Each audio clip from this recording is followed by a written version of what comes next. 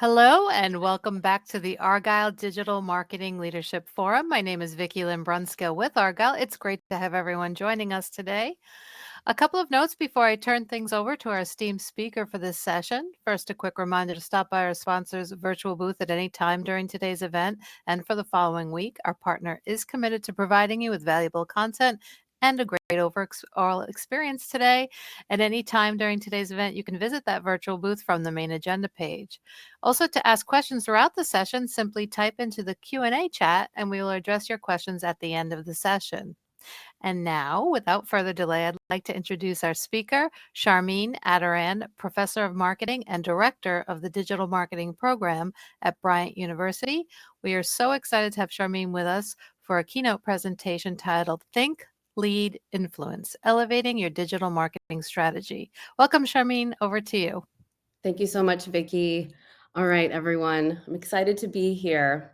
I want you to take a moment and imagine if every post you shared on social media could shift a conversation or influence a trend or inspire innovation within your community. Because today I'm here to show you how to become that influential voice. So I'm excited to be here with all of you because we're going to explore how to consistently find and share impactful content, use the right tools to magnify your reach, and overcome some of these kind of common digital communication challenges, and even how to use AI to ensure that your messages really resonate deeply and widely with your target audience. So I want to first kind of talk about what it means to be a thought leader. Essentially, it's about using all these various platforms we'll talk about today to show your expertise and to show it in a way that really resonates with the people in your field. Because thought leadership, it's not just about kind of just sharing what you know. It's about being that go-to expert in your field, right? Because thought leaders, they're the ones that are setting the trend, right? They're the ones kind of guiding industry practices through what they're sharing, their innovative ideas. And as a thought leader, you're not just participating in a conversation, you're actually starting them, right? You're introducing new ways of thinking, right? New solutions that actually make a difference in how organizations operate, how to engage with customers. And so if you can consistently provide valuable insights and engage really actively with your followers, you can shape the future of your industry right from your very own social media feed. And if you think about some of the main goals of thought leadership, right, you want to kind of do things like heighten brand engagement, right? Boost your executive presence. Maybe even you're trying to catch the eye of the media, right? Or attract new talent, right? Make a big impact online and in person. And when you do this right, your thought leadership isn't just going to kind of build you credibility, right? It's going to raise awareness about your products, your services. It's going to help you build trust with your audience. And in marketing, what does this translate into? Well, enhanced brand prestige, right? Greater trust and loyalty from your customers, and really having this solid reputation of being a source and a resource in your industry.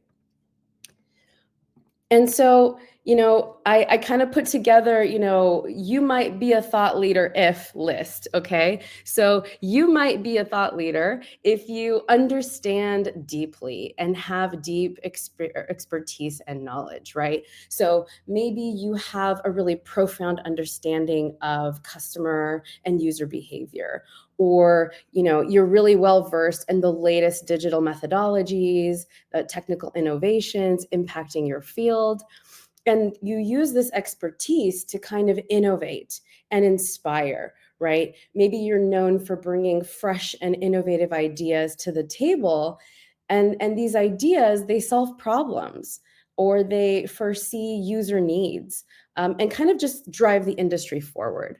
You also communicate effectively, right? So you share your knowledge, you share your insights across various platforms. You engage your audience through blogs, maybe social media, speaking engagements, and you also engage with your community. And this means really actively participating in community discussions, maybe mentoring others, sharing your expertise that way, collaborating with peers, and just really working together to spread best practices and elevate your field.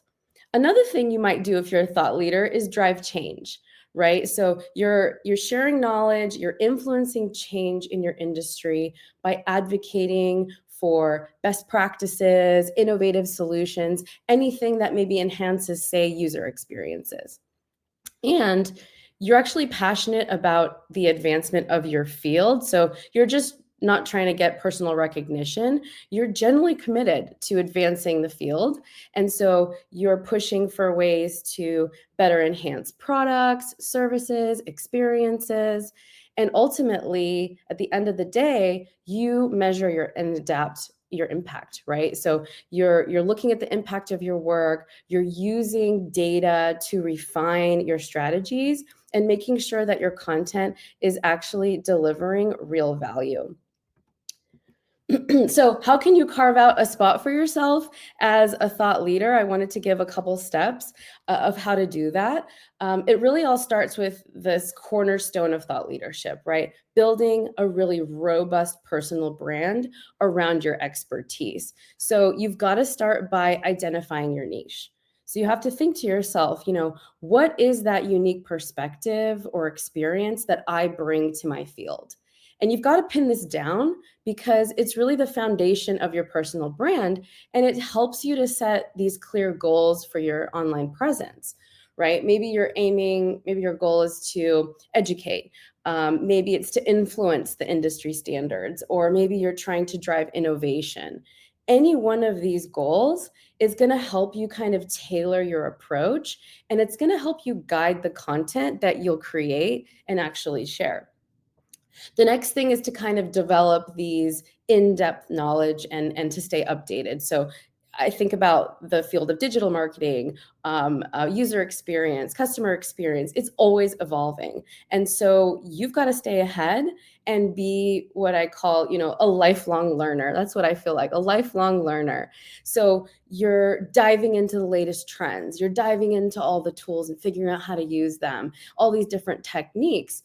And how do you do that? Well, you attend workshops and conferences like this one, right? Webinars. And these help you enhance your knowledge and stay at the top of your game. And it also gives you a chance to connect with your community and give you more content to share and discuss.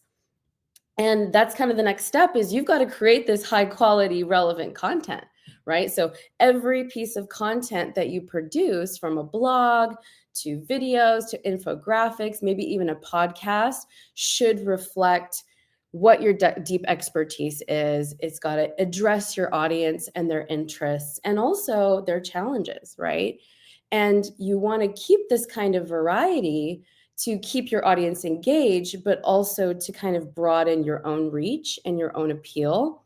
And, when you engage like this regularly and authentically, you're engaging with your followers, you're commenting, messaging, posting. This is going to help you build relationships. And relationships, as we know, help build trust. And that's really the currency of thought leadership. So you want to kind of start and join these conversations, whether it's groups on LinkedIn or on Twitter or X, and Facebook. And you want to stay active. So that keeps you visible, it keeps you relevant, and it kind of cements your status as an expert. And when you start to kind of weave these different elements together, your niche identification, being that continuous learner, having that high quality content, genuinely engaging, then you don't just declare yourself a thought leader, you really embody what it means to be a thought leader. And that approach, doesn't just kind of elevate your standing, it turns you into this inspiring, innovative leader that's setting the new standard, so to speak. And so I want to kind of dive into some key strategies that are going to help you really supercharge your presence as a thought leader in your space.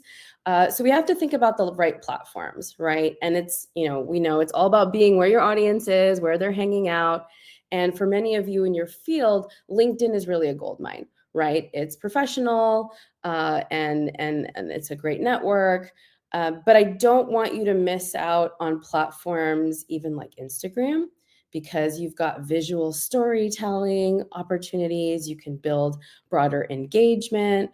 And as we know, each platform kind of has their own strengths. So you have to kind of pick the one that matches your style, and pick the one where your audience is, where you can directly like engage with your audience and content and so on.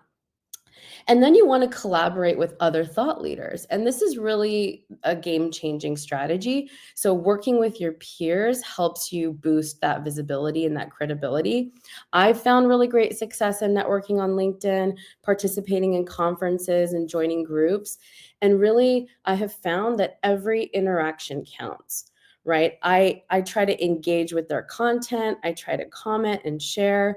I try to co-author articles or host or even join a webinar. And remember, every time you engage with people, they get this notification, right? And it leads them to kind of engage back with you, which really increases your visibility. And you also kind of want to measure and adapt your strategy. So there's analytical tools I'll show you to try to figure out what's working, what's not. And you've got to make it practice, right? To review the best, and that's what I do, kind of the best post of the month, the worst post of the month, so that I can refine my content for the next month. And that's this really ongoing iterative process that helps me feel more relevant and more impactful. I also want to touch on how important it is that your content utilizes SEO practices to kind of boost your content's visibility. You can rely on organic social media reach and amplify content through your website. You could use email newsletters or even guest posts. That's really great, because this cross-pollination is going to help you reach a wider audience. And lastly, in this slide, consistency, right? That's really your best friend. You've got to keep regular posting schedule. You've got to keep your audience engaged. And your thought leadership really needs to be a constant in their lives. So that persistence is really crucial. And I'm going to show you a couple ways you can do that. So like content calendars, schedulers, scheduling in advance, really kind of frees up your time to focus on that piece I talked about, engagement, right? And when you implement these strategies, you're not just sharing content kind of haphazardly, but you have a plan, you're creating value, you're building these relationships, and you're establishing a more kind of robust online presence that really showcases your expertise. So let's talk about some of the ways that you can supercharge your content with SEO strategies. And, I touched on this on the last slide, but I really wanted to elaborate here. SEO, we have to remember, is not just about getting to the top of the search results. Okay. It's about making sure your content connects with your audience, actually provides value that's hard to find elsewhere. And so some of the ways you can do that I've listed here. So identifying relevant keywords. So you've got to know, what is your audience looking for? So I use some of the tools that you see on the left there, like Google Keyword Planner, SEMrush, or Ahrefs, to kind of dig into the keywords that my target audience is actually typing into search engines. And I focus on these keywords that kind of align with my area of expertise. So I'm not just trying to get traffic, I'm trying to get the right kind of traffic, right? I'm trying to find people who are genuinely interested in what I have to offer. And then I've got to share the high quality original content. And I have a slide dedicated to that. But you want to create content that not only kind of draws people in, but keeps them coming back for more. So, what does that mean? It means you have to invest time into producing really well researched content, insightful articles or a guide, right? That's going to go beyond kind of the surface level that they can get everywhere else. Because the better your content is, the more likely you're going to get backlinks from other websites, which is going to boost your site's authority and its rankings. Another way is to use internal and external links. So internals, like linking to other relevant posts on your own site, and that's going to guide visitors to more of your own useful content. And that's also going to kind of increase the amount of time they're spending on your website, which is really good for SEO. And then externally, you want to make sure you're linking to reputable sites. And so if you're citing your research or citing your data, that's going to help build trust with your readers and even encourage some of those external sites to link back to you, which also helps increase your site's credibility. And finally, really updating your content on a regular basis. So you want to be a thought leader. You've got to keep your content fresh. It's got to be up to date. And search engines, we'll talk about on the next slide, love that, right? But also, so do users, right? We don't forget the user. So regularly updating is going to help you kind of maintain and improve your rankings, but it's also going to keep your audience engaged. So if something changes in your field, you want to update your content to reflect that. And we have plenty of those opportunities given the field that we're in. And so that's going to show your audience that you're at the top of your game. You're dedicated to providing, valuable and timely information. And if you can integrate some of these tactics, these SEO tactics into your content, you're going to enhance your visibility to the search engine and also to your community. And so let's kind of unpack this concept here that Google uses to assess quality of content. It's the EAT concept, so EEAT, which stands for experience, expertise, authoritativeness, and trustworthiness. So let's start with experience. So experience is, it's not just about what you know, it's actually about what you've actually done. So it's showcasing your hands-on experience and knowledge, any kind of direct involvement you might have in a project or a strategy within your field. And it helps your audience recognize that there's practical impacts to your expertise, that you're just not kind of talking the talk, but you're actually walking the walk, right? And your expertise is something that goes even deeper into your understanding of specific areas in your field. So you want to demonstrate that you have really comprehensive grasp of subjects you're discussing. So you got to continuously expand your knowledge, do the research, do the practice, ongoing education, and make sure that your information is really deeply insightful. And when we talk about authoritativeness, it comes from recognizing the recognition actually that you gain within your industry. So how do your peers, right, or other websites or industry leaders see and acknowledge your contributions? Usually you see this through citations from a respected website, if you get mentioned in relevant industry discussions, or if you get kind of more collaboration opportunities with other thought leaders. And last but not least is trustworthiness. And that focuses on the accuracy of your content and definitely the security of your website. So you want to make sure that you're building and maintaining a reputation of reliability and integrity. And so you want to make sure that your audience is getting accurate and dependable information. All right, so I have a couple other slides here kind of talking about platforms to establish yourself as a thought leader. Any of the social media platforms, I just got an article, a little blurb on Market Watch on public radio. So I made sure to share that and share the little snippet where I was interviewed on my LinkedIn. The next image here is showing you that you can blog on different platforms, whether it's your own website or on Medium. video content. You can leverage YouTube, especially if you're a storyteller or you want to share kind of engaging visual content. Or maybe you want to start a podcast or be on a podcast, right? So if you're consistently kind of using these different platforms to share your voice, it's really helping you build authority and a presence online. Um, what else? I have here, let's see. Whoops. I know we're running out of time. The idea here is that thought leadership is not, this monologue, but a dialogue, right? So engagement really helps you to boost your presence. And so you want to dive into those forums, you want to dive into those groups and interact with professionals and share your expertise. I also have a slide just for time's sake showing you some more tools here. So here are some tools I use. Hootsuite's really great. I'm going to show you in another slide how I use it. There's also, Meta itself, where you can plan and schedule all of your content in one place and see, kind of see a schedule there. And then we have Google Analytics, which really is a helpful tool.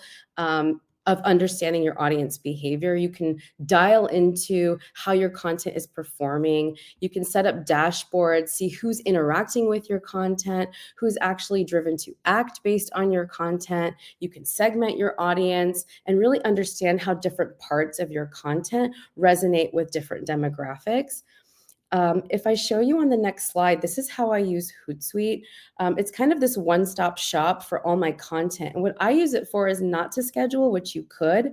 I use it to see my entire presence online, not to miss a mention. And then also, if you look on the far right, I'm using it for keyword search. So I'm putting in keywords that I'm a thought leader in, like social media and digital marketing. And I want to see what people are talking about, not just to glean the trends, but also to engage with those thought leaders. So I'm curating content, I'm learning what content to create, and then I'm able to do that through a platform like this. It's really, really helpful. And then a couple things you want to make sure to measure are your website traffic, your engagement rates, your lead generation, and your brand perception. All of these are going to be so important in tracking your organization and as an individual, how successful your thought leadership initiatives are, and make kind of data-driven decisions to really optimize your future strategies. And quickly, there are definitely some challenges in being a thought leader. We've got the rapid pace of technology change. We need to overcome digital overload. There's so much content, and really try to maintain authenticity while we're scaling all this thought leadership. So what I do is I set aside time to learn. I set aside time to read so that I'm curating content from thought leaders. So I'm following them, I'm listening to their podcasts, I'm setting aside that time, and I'm handpicking the content that really will resonate with my audience, and then taking that time to schedule out that content. And AI is really helping us do this, right? AI is here as a tool to supercharge our thought leadership. We can create content that's personalized and optimized to, patterns and preferences of our users so that we can fine tune our messaging. We can look at sentiment analysis and predictive analytics, dig into comments, likes, shares, and gauge really how people feel about the content that we're putting out there. It can help us forecast trends, give us kind of this upper hand in how we steer the conversation. And even with efficiency and reach, right? It's helping us automate those mundane things like scheduling or distributing content, and even sometimes with engagement piece. And even in like kind of our responsive communication, AI shines. So chatbots, think virtual assistants, right? Kind of helping us handle these routine inquiries, which give us the chance to put our effort into engaging and meaningful interaction. So AI is really, really helping us supercharge our thought leadership strategies in a more effective and efficient way. With that, I would like to thank everyone for joining today. I would love to extend an invitation to all of you to continue this conversation with me. I work closely with thought leaders and brands all the time, and I'm always kind of eager to discuss new ideas and opportunities. So if you'd like to keep the information and dialogue going, feel free to email me or connect with me on LinkedIn. Thank you so much. Thank you, Charmine. Wow, such a practical, insightful keynote. Thank you very much. As a reminder, audience members can still enter questions, and we're now going to review some of the questions that have come through. Let me go back up to the first question that came in. How important is consistency in thought leadership efforts, and how do you recommend we maintain a consistent presence and voice across all digital channels? That's a great question. I would say that consistency is the key. So, really making sure that you've set up kind of like the dashboard I showed you, set up a way to receive information. And so that you can then, in a scheduled manner, you're curating the content and then you're posting it. So I like to create themes for every day of the week. So Mondays, I might talk about this. Tuesdays, I might talk about this. Wednesdays. And that sets up a consistency that my audience can rely on. And that's really tailored to your own industry or the needs of your organization or yourself and your personal brand. But I would use tools. Tools are your friend. So set them up, you can schedule them and then forget it. And not forget it per se, but then use that time effectively to, I make lists on Twitter or X. I make lists and I actually have lists of thought leaders, lists of competitors, lists of industry experts, and I go in and I engage with them on a regular basis through Hootsuite. And it's just, I don't like it for scheduling. I don't like its analytics, but I love this dashboard view that I get and my ability to just really automate some of the things that would take a really long time otherwise. Thank you so much. Very useful. With the next question that came in is with the increasing role of AI in marketing, how can we ensure that our thought leadership efforts remain authentic and genuine rather than appearing overly automated or artificial? Yeah, that's the question of the year, right? So you've got to lean into your own expertise, right? You've got to lean into your own experiences, and that's what the search engines are really looking for, and that's what your audience is looking for. They want to hear how you handled a scenario, what challenges you were able to overcome, and what strategies you use to kind of come out the other end. So embedding your own experience and your own expertise and creating content that's unique is going to be really helpful. I think that AI is a tool to enhance what we've written, but we've got to start somewhere. So it's really circling back to your experience. That's what's going to make it unique, and that's what's going to make you stand out. Thank you. And we have time for one more question. In the age of information overload, how can we ensure that our content stands out and resonates with our target? Yeah, that's a great question. And again, kind of using those AI tools that I mentioned. I know I kind of went quickly through that slide, but AI can actually help us filter through what does resonate with our audience so that we can give more of that. And also using kind of, RSS feeds and tools to bring in the content that's at the top of the trends, right? And also while being in the industry, you are using these tools and technologies and methodologies on a daily basis. And you sometimes think that everyone knows what you know, but that's not the case. You're living and breathing, right, your field. So taking that content, making it your own, and just like the first person who asked the question, consistently sharing that on a regular basis and then measuring what is resonating is going to make you stand out. And there is a lot of clutter, I completely agree, but showing up to places like this, connecting with people, your peers, is another really great way. Well, unfortunately, Charmaine, we're out of time. Thank you so much for that That was an incredible keynote, wonderful Q&A session, and I want to thank everyone for joining us today for this session. And this session, along with all of today's content, will be available on demand following the event. And for those of you who did earn points throughout today's event, an Argyle team member will be following up with the winners in the next couple of weeks. And this officially conclude the Argyle Digital Marketing Leadership Forum CX UX Optimization 2024. Thank you all again for joining us today and engaging in our content. We look forward to seeing you at our next Argyle Digital Customer Experience event soon, and that will be a Digital Marketing Leadership Forum Trends and Strategies for Growth, and that's on June 13th, 2024.